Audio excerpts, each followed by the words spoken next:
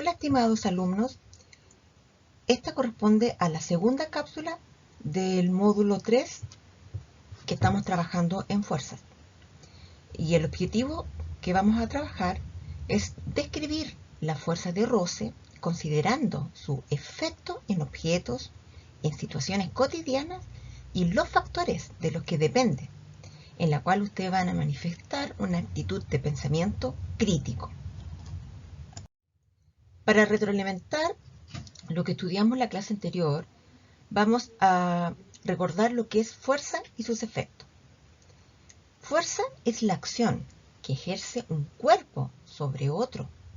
También se dice que la fuerza es la interacción entre dos o más cuerpos. Ahora, las fuerzas causan efectos y esos efectos pueden deformar el objeto y ese cambio puede ser de forma permanente o temporal.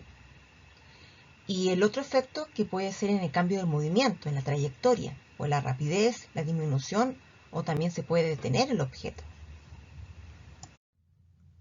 Componentes de la fuerza.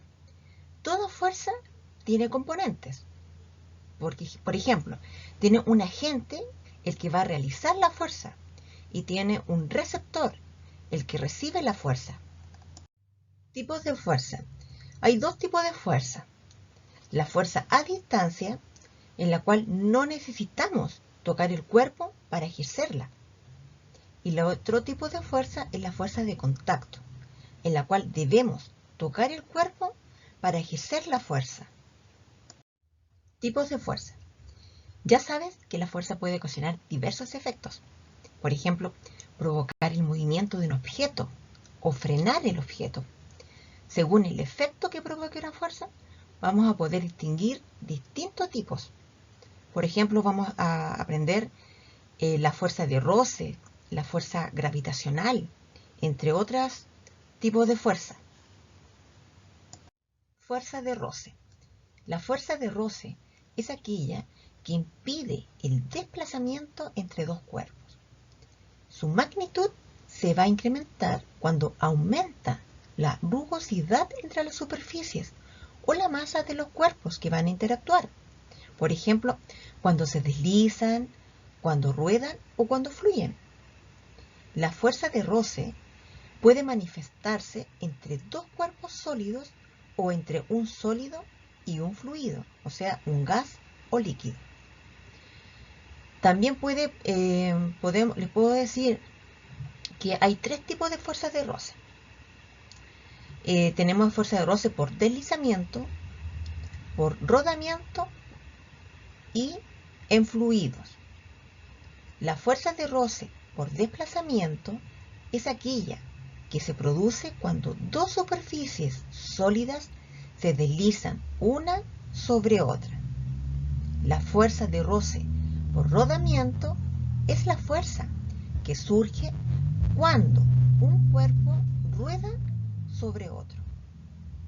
Y la fuerza de roce en fluidos se va a manifestar cuando deslizamos un objeto sólido a través de un fluido, como por ejemplo el aire o el agua. Peso no es lo mismo que masa. El peso es una fuerza de atracción que la Tierra ejerce sobre los cuerpos situados cerca de su superficie. En cambio, la masa es siempre la misma independientemente del lugar donde esté el cuerpo. Chicos, es importante que puedan distinguir los conceptos de peso y fuerza de gravedad. ¿Ya? Para eso les voy a explicar que el término de peso se utiliza para referirse a la atracción entre un cuerpo de gran masa, como por ejemplo un planeta, y otro con una masa muchísimo menor.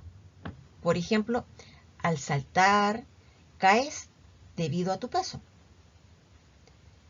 En cambio, el término de fuerza de gravedad o fuerza de atracción gravitacional se utiliza para indicar la interacción entre cuerpos de gran masa, como planetas, lunas y estrellas. Por ejemplo, la Luna orbita alrededor de la Tierra y los planetas lo hacen en torno al Sol, debido a la fuerza de atracción gravitacional o gravedad.